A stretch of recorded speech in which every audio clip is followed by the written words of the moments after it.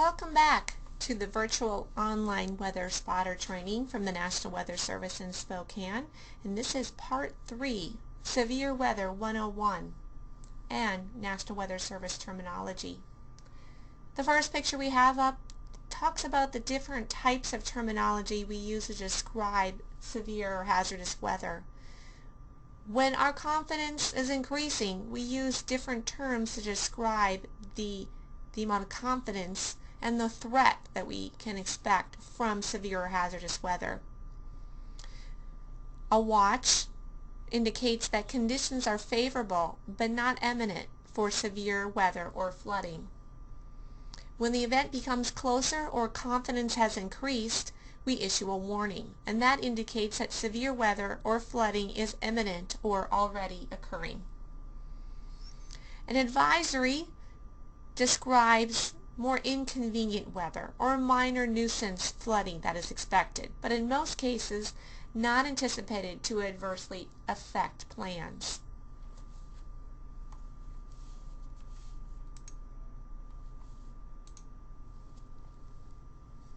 It's important to understand the severe thunderstorm risk categories as well.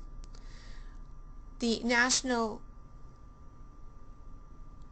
Severe Prediction Center, SPC, uses this type of category to describe the threat of severe weather across a particular area. They have these maps updated daily on their site at spc.noaa.gov. If general thunder is expected, which this means your garden variety thunderstorms, nothing severe, it's highlighted with a light green.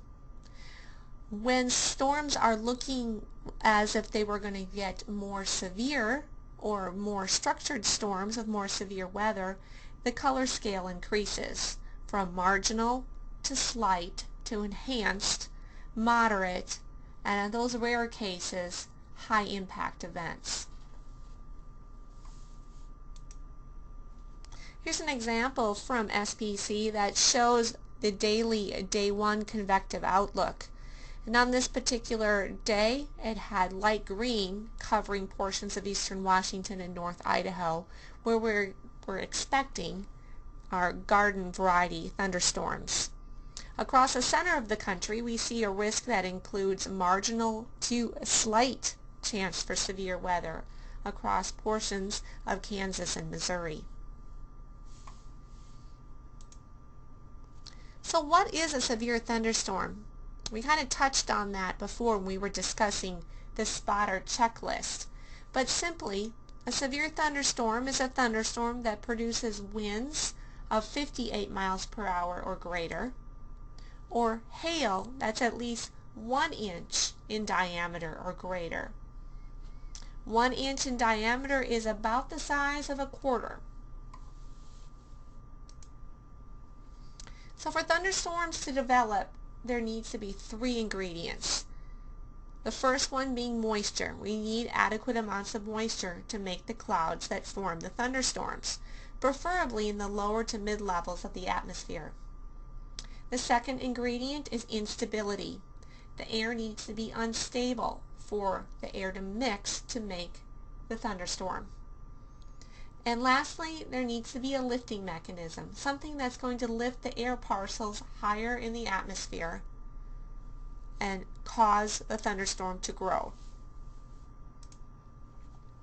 So for our portion of the country in the inland northwest, our moisture sources seem to be limited. We get a lot of our moisture from the Pacific Ocean, especially as we get upper level low pressure centers that are positioned over the eastern Pacific. Sometimes we get subtropical jets, streams of fast moving air that brings up this moisture from the Pacific into the Pacific Northwest. Also, we'll get the monsoons that come across Arizona and New Mexico, and this southern stream of moisture makes it this far north to bring us our moisture. Next, we need that instability, and that's what makes the air overturn or mix. Now remember, relatively cold air is dense and it likes to sink, and relatively warm air is less dense and it wants to rise. So if we can get cold air over warm air, it will want to mix, and the mixing helps generate the clouds that make the thunderstorms.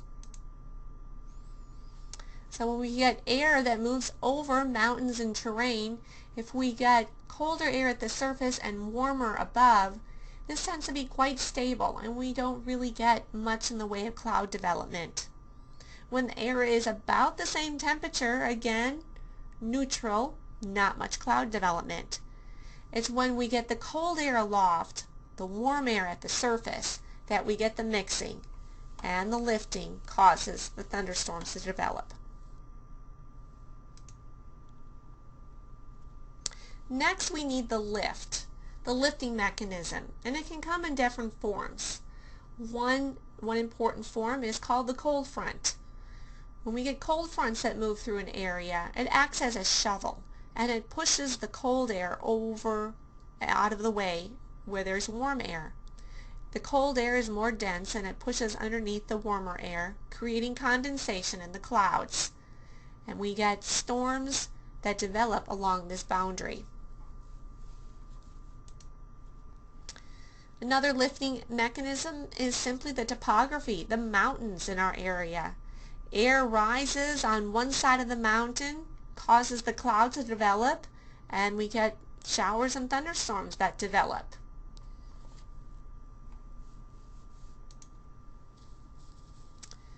A thunderstorm has distinct life cycles, and generally we can describe them in 3 steps. The first one is called the cumulus step, and that is when the thunderstorm is developing, and it's basically a cloud that's forming and expanding.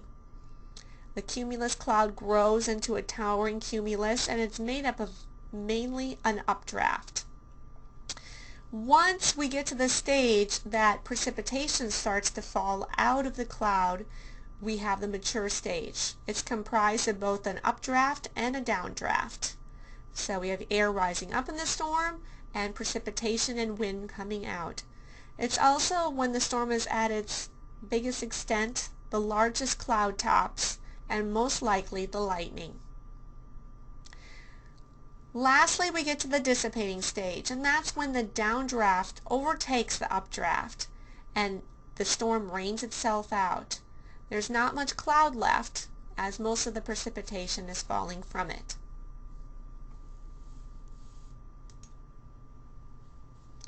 Here is the storm structure of a more mature thunderstorm, and this one has a little more structure to it. We could describe it as a supercell because there's a little more of a tilt to the thunderstorm. The red arrows show the updraft as the warm, moist air rises up into the cloud, making the new cells and rising up to the top of the storm, where it reaches the tropopause and overshooting tops. You see the purple arrows indicate the downdraft of the storm, where the precipitation and the wind come out. Supercells are a special type of thunderstorm that has more structure to them. They're also tilted and allowed the updraft and downdraft to coexist for a longer period of time. Supercells also tend to spin as well and can last 4 hours at a time. The speeds in a supercell can reach over 100 miles an hour.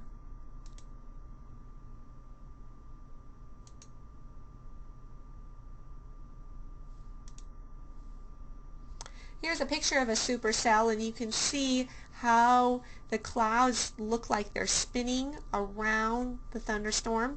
You can also see at the interface of the updraft and the downdraft where the mesocyclone is, and in this interface is where you'd want to look for tornado development. Here's a video that shows the spinning nature of the supercell, and see the lowering cloud base in the mesocyclone, where it's showing some tornadic structure reaching toward the ground.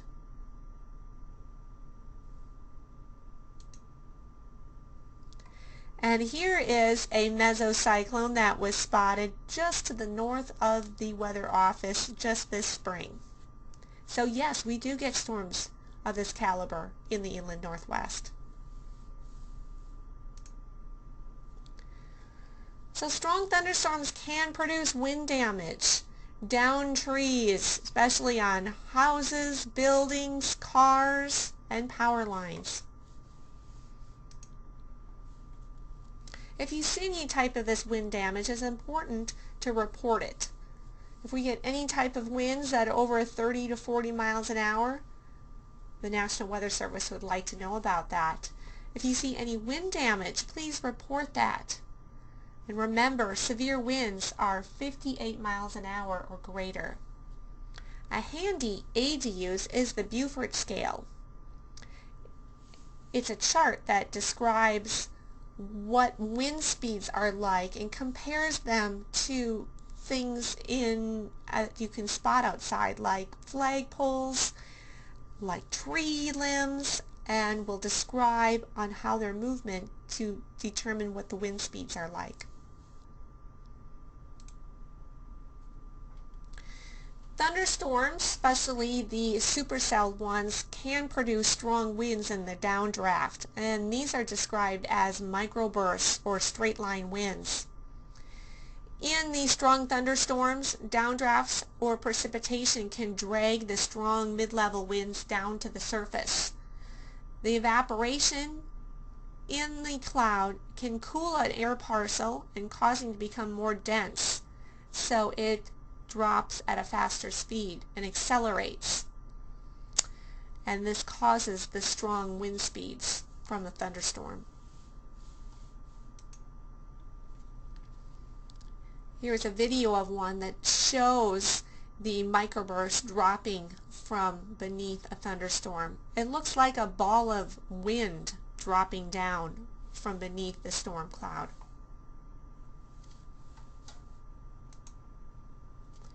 Here's another example of microburst winds taken from an airplane, and you can see the winds heading down toward the surface.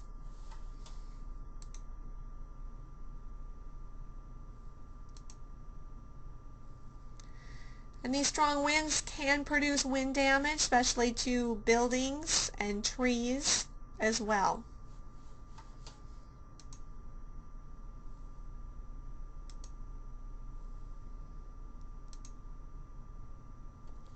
Shelf clouds are the special clouds on the edge of a thunderstorm that indicate strong winds or the strong downdraft winds.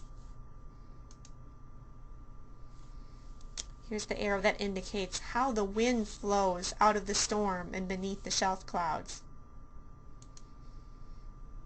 And here's a picture of a shelf cloud taken from our Weather Service office just to the north this spring.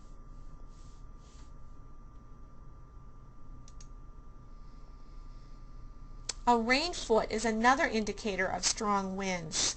As you can see in this picture right here, looks like a little foot coming down from the base of the thunderstorm.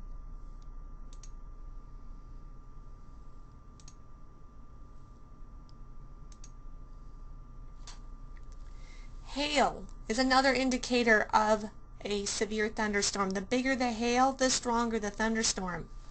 Now the picture of the hail at the bottom of the screen was taken from North Idaho just a few years ago, some of the largest hail that was ever reported in our area.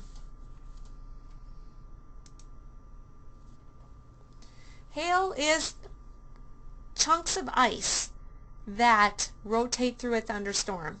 Strong updrafts in the thunderstorm are able to keep these chunks of ice aloft, and it circulates within a thunderstorm, collecting a layer of water that freezes over and over again. So if you ever look at a hailstone and cut it apart, you can see the layers, kind of like an onion, the layers of ice that make this solid chunk of ice. So once the thunderstorm updraft can no longer support a hailstone, it will fall to the ground. And sometimes it can fall at speeds of over 100 miles an hour.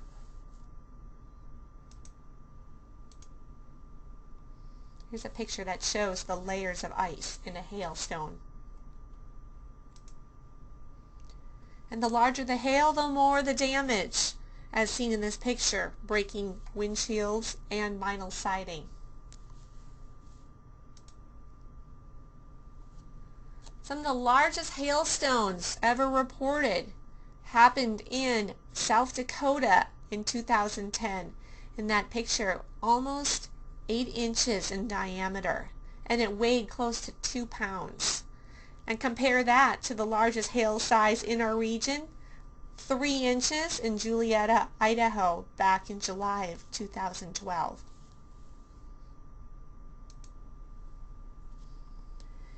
There are different ways to describe hail size, and the National Weather Service put together this chart that can be quite useful.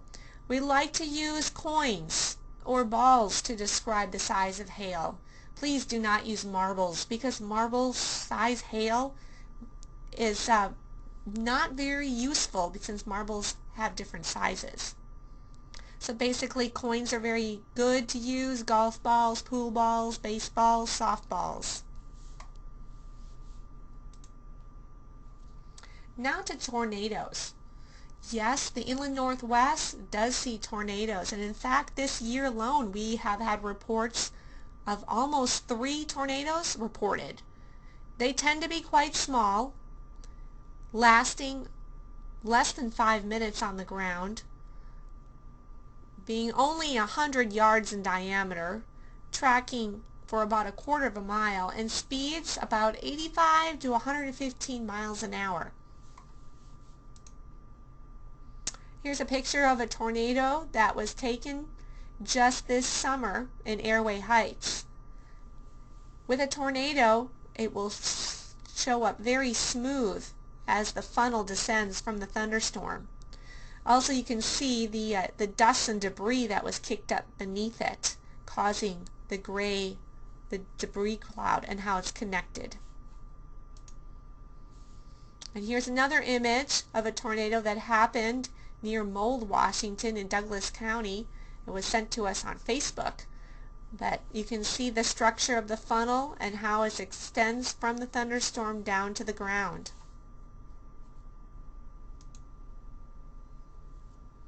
We do get our share of small tornadoes that happen in our region, and a lot of them across the Columbia Basin seem to be even a little on the weak side to be detected by our radar.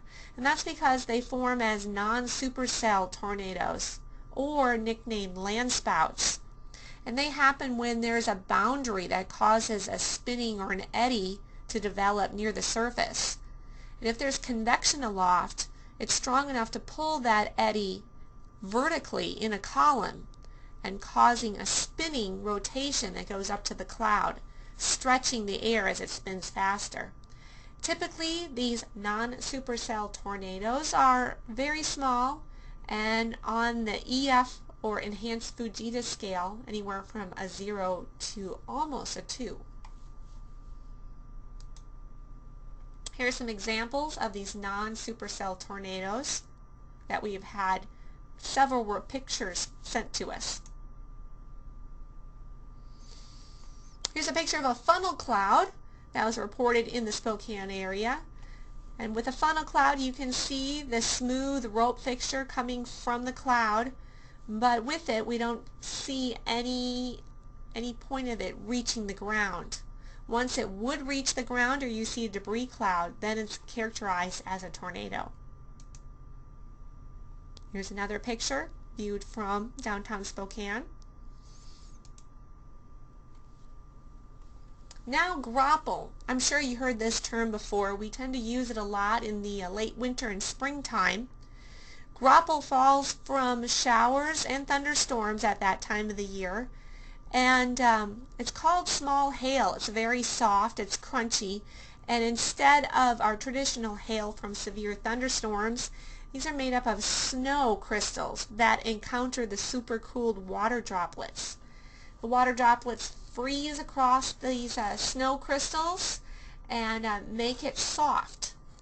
So when it drops, it makes a soft sound, and it looks a lot like styrofoam. But this Graupel or soft hail can grow in size and could be the size of a dime to a penny or larger. Here's a picture of a Graupel shower taken from earlier this spring.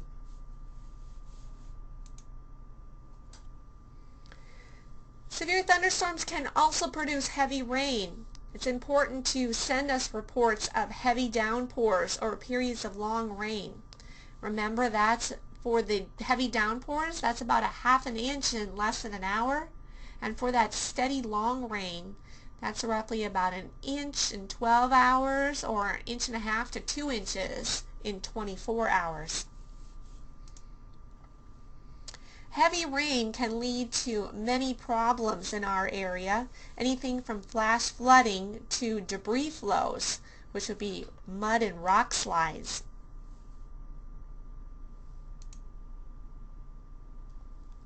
Flash flooding is a big issue, especially in our area when we get those heavy downpours, and especially on areas that have had recent wildfire burns. The ground becomes so overheated that it's hard for the rain to penetrate into the soil, so the water tends to run off and produce flash flooding. Another concern that we get from thunderstorms in our region are dust storms, especially when we get those strong winds that descend from the storms and produce gust fronts. And as they travel from the storms, they pick up the dust and dirt from the fields and kick up walls of dust. Here's some pictures, satellite and radar, of a gust front that moved from a thunderstorm from the Spokane area and produced a wall of dust. Here's another example of strong winds that came from thunderstorms. And there's a picture of the wall of dust that traveled from the Spokane area to Moses Lake. A lot of times these dust storms are difficult to detect close to the radar. So again, it's very important to get spotter reports on this. Back in June 2005, we had a large dust storm that went through the Spokane area. And that's when the Spokane airport reported its greatest wind gust of 77 miles an hour. And more recently, we've had dust storms, especially in the summer of 2015. We had several of them that moved through the area.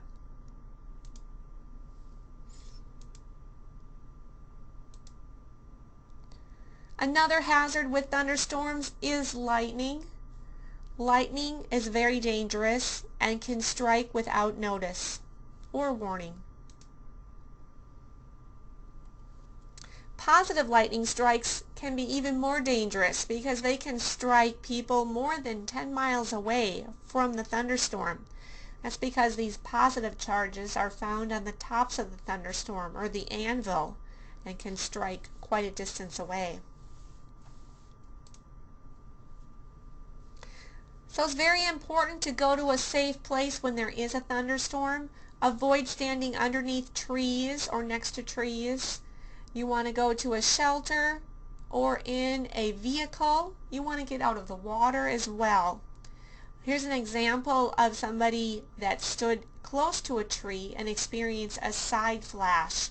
And that is when lightning strikes a tree and the strike travels down the trunk and can harm anybody that's close to the tree.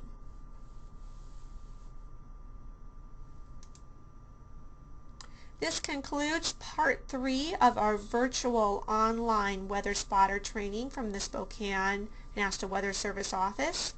Please tune in to part 4 of our training. Thank you.